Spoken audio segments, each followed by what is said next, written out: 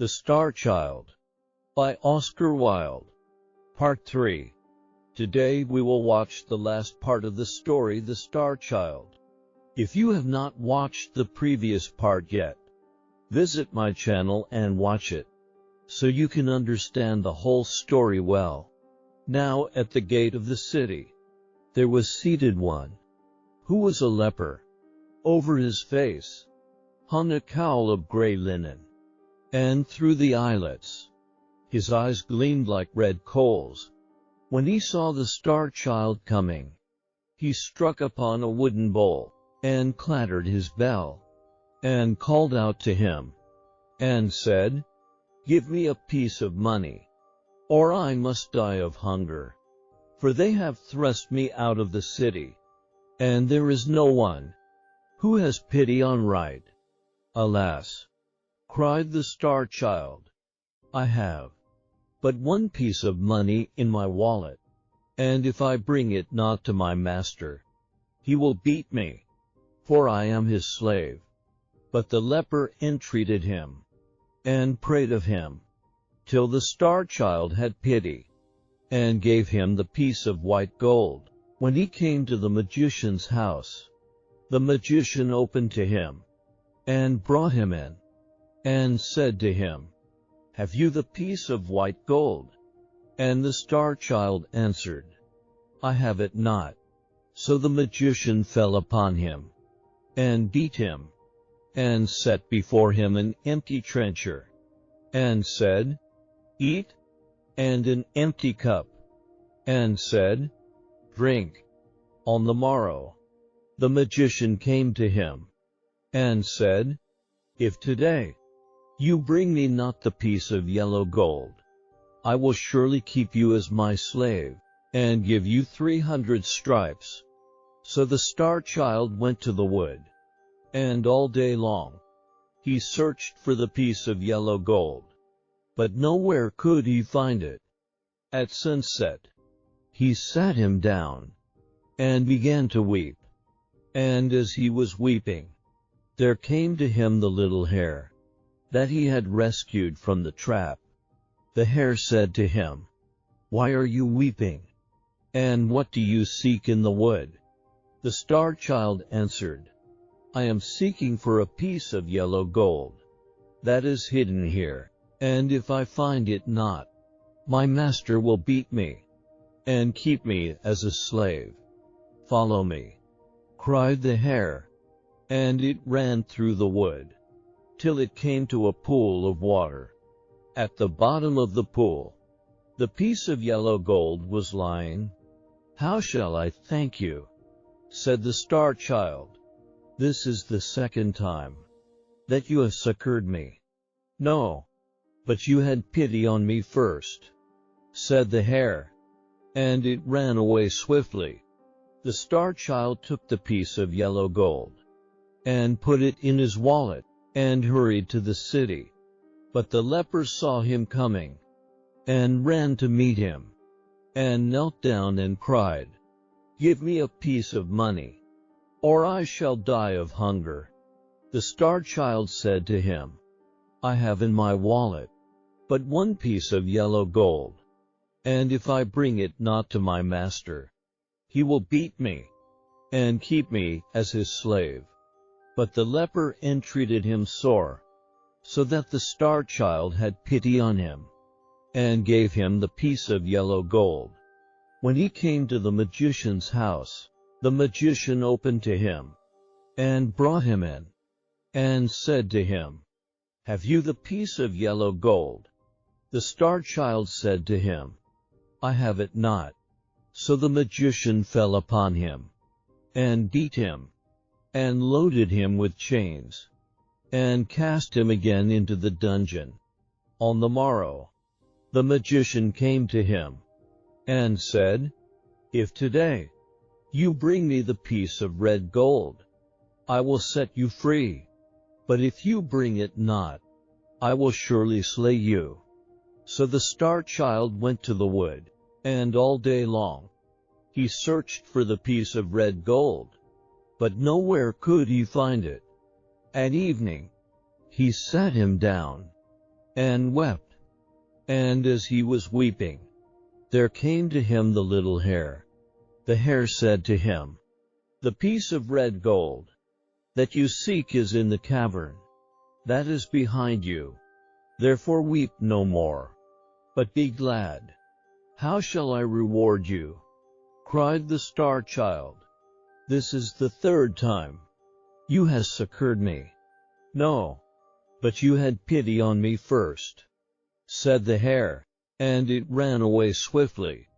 The star child entered the cavern, and in its farthest corner he found the piece of red gold. So he put it in his wallet, and hurried to the city. The leper, seeing him coming, stood in the center of the road, and cried out, and said to him, "Give me the piece of red money, or I must die." The star child had pity on him again, and gave him the piece of red gold, saying, "Your need is greater than mine." Yet was his heart heavy, for he knew what evil fate awaited him. But as he passed through the gate of the city, the guards bowed down and made obeisance to him, saying, "How beautiful is our Lord!" And a crowd of citizens followed him, and cried out, "Surely there is none so beautiful in the whole world." So that the star child wept, and said to himself, "They are mocking me, and making light of my misery." And so large was the concourse of the people, that he lost the threads of his way, and found himself at last in a great square, in which there was a palace of a king. The gate of the palace opened, and the priests and the high officers of the city ran forth to meet him, and they abased themselves before him, and said, "You are our Lord for whom we have been waiting, and the sword of our king." The star child answered them and said, "I am no king's son, but the child of a poor beggar woman. And how say that I am beautiful? For I know that I am evil to look at." Then he, whose armor was inlaid with gilt flowers, and on whose helmet couched a lion that had wings, held up a shield, and cried, "How say my Lord that he is not beautiful?" The star child looked, and his face was even as it had been, and his comeliness had come back to him, and he saw that in his eyes which he had not seen there before. The priests and the high officers knelt down and said to him, "It was prophesied of old that on this day should come he who was to rule over us.